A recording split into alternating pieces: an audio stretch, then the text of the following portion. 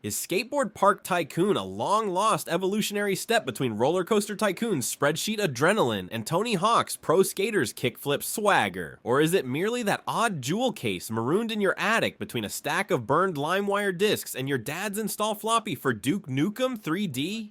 Trick question, back in 2001, I spent alternate evenings swapping MC Dex commands, ripping Bad Religion MP3s, and coaxing this isometric curio to load on a 400 MHz Celeron. Underrated? Absolutely. Few critics even bothered to ollie over the press build. Overrated? Only if you were one of the 7 people who assumed an Activision Value logo meant Secret Criterion masterpiece.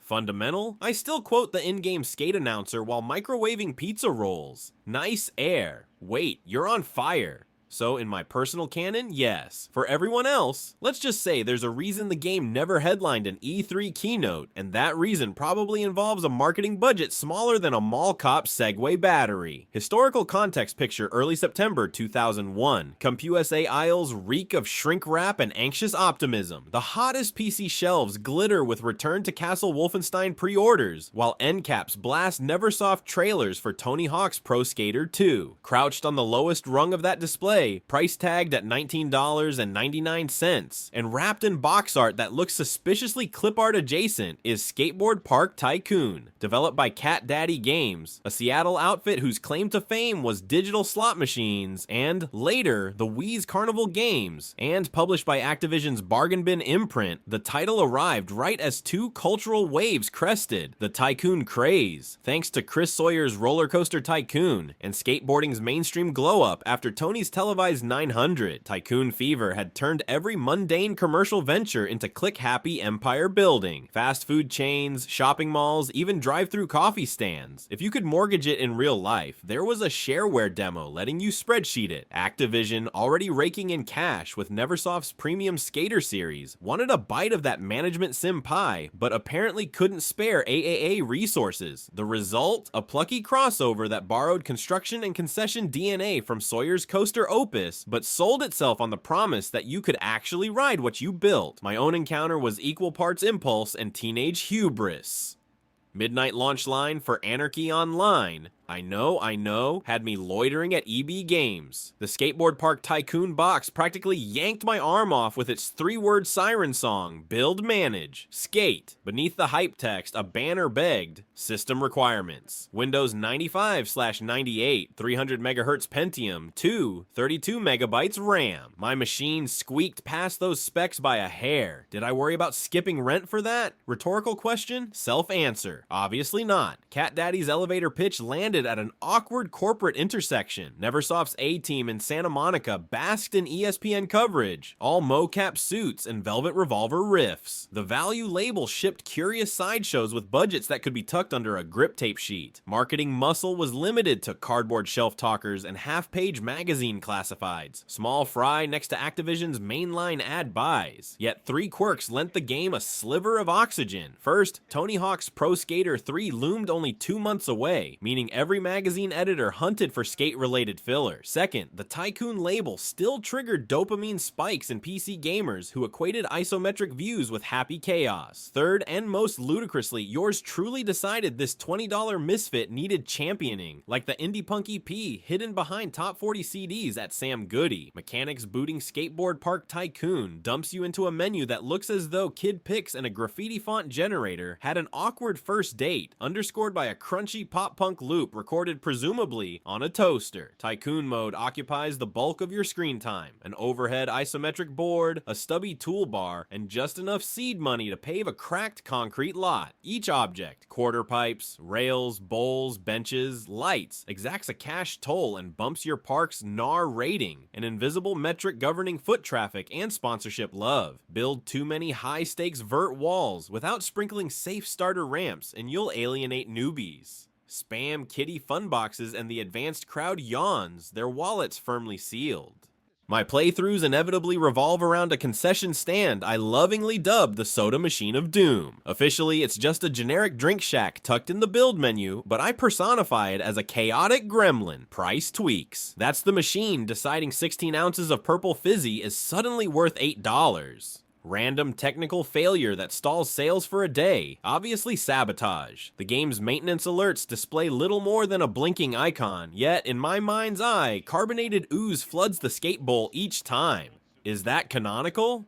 Number, is it the absurd thread stitching my decades-long nostalgia together? Also, yes. Guest simulation is surprisingly robust. Each NPC spawns with happiness, hunger, skill level, and, in a delightful bit of socioeconomic realism, thrift, the metric dictating how quick they are to part with cash. They line up at snack kiosks, buy merch if your t-shirt stall sits near high traffic lines, and complain in dialogue bubbles when restrooms lag behind chili dog consumption rates. The moment a skater wipes out and curses the absence of medical staff, the game's message of the day window scolds you for endangering the paying public. Cue rhetorical question. Does capitalistic guilt kick in when virtual teenagers demand first aid? Self-answer, only until the next sponsorship check clears.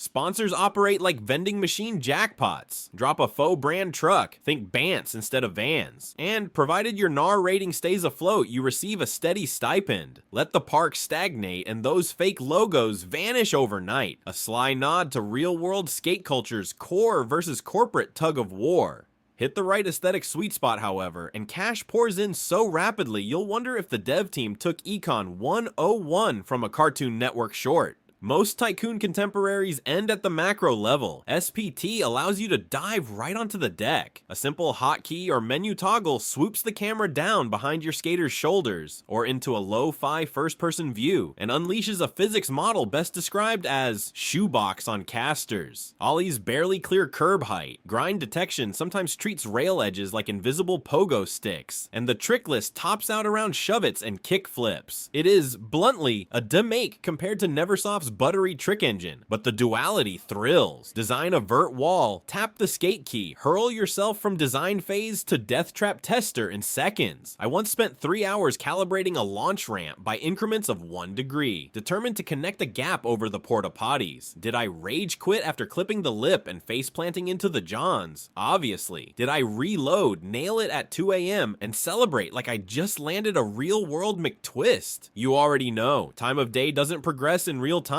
but specific scenarios load under warm dusk or neon-lit evening palettes, giving the illusion of shifting lounge hours. Those ambient presets subtly change crowd composition. The after-school Twilight Jam map spawns higher skill NPCs who dump cash into energy drinks, while the Saturday morning park intro brims with micro-spending kids wearing elbow pads. It's not a true dynamic clock, yet the variety keeps your concession spreadsheets twitchy. Pop culture Easter eggs pepper the build library. One prefab facade reads, El Deuterino's Burgers. A wink to the Big Lebowski. Trigger an error by rotating a vert ramp 180 degrees mid-placement, and the game quietly unlocks an achievement called Blair Switch Project. Even the pause screen tips indulge fandom. Greedo shot first. Reload your park if you disagree. Cat Daddy's dev team clearly logged late-night IRC sessions while text-chatting Kevin Smith quotes. Now seems. Isometric pathfinding can send skaters on metaphysical pilgrimages into scenery, forcing demolition of invisible snag points. Late game cash flow snowballs until challenge deflates. Once you wrangle 3 sponsors simultaneously, your balance sheet looks like Tony Hawk's royalty statement circa 2001. And that soda machine of doom. Newcomers may see a feature-light cola stand, not the comedic antagonist I've internalized, but art is subjective and so is sugar water. Comparatively, Roller Coaster Tycoon offers deeper AI feedback loops. SimCity 3000 tracks water pipes and electrical grids with surgical precision. Pro Skater 2 boasts finger buttery control over ridiculous combo strings. Skateboard Park Tycoon straddles those extremes like a missized skateboard. Wobbly, earnest, occasionally brilliant. The left brain glee of balanced ledgers harmonizes with the right brain rush of landing a janky 360 over a custom stair set, generating a cognitive ping pong few titles replicate even now.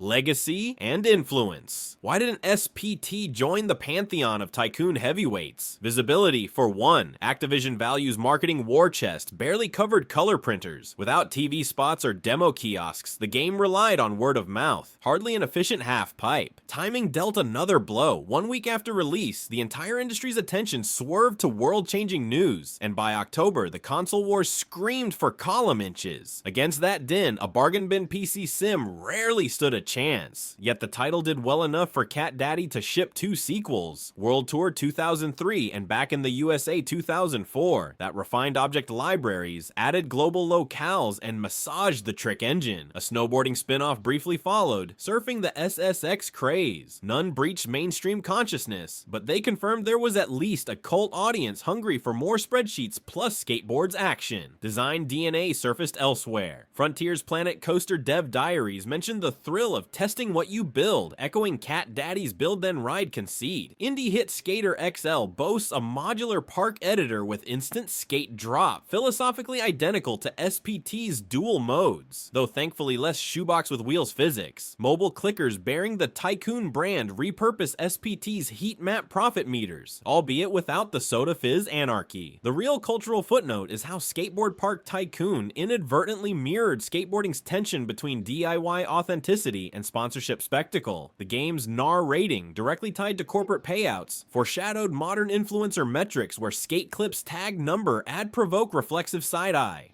Intentional commentary? Probably not. But replaying now, I can't help hearing a 2001 echo of today's brand monetized half pipes. Closing paragraph plus score. Booting Skateboard Park Tycoon today, usually through a finicky Windows 98 virtual machine, reveals textures as blurry as an over-zoomed real player video and audio loops crunchy enough to double as kazoo solos. Yet the serotonin remains. Concession income arcs upwards, skateboarders cheer, and my inner accountant high-fives my inner 13-year-old every time the park's balance sheet justifies another set of vert walls. Then I hit the skate toggle, launch off a freshly spawned fun box, and stick a scuffed 540 shove-it that only a physics engine this rickety would allow. My adult sensibilities wince, my nostalgia receptors fist pump, and somewhere deep in the code, my nicknamed soda machine of doom plots its next price gouge. Final verdict, 7.0 out of 10. Clunky? Absolutely. Budget? Undeniably. But as a time capsule mashup of business sim spreadsheets and pop punk skate energy, it carves an honorable line across the retro park. Now, somebody grab a rag, the cola stand's blinking maintenance light just flashed. And if it overflows again, I'll have to rename the bowl Purple Slush Lagoon.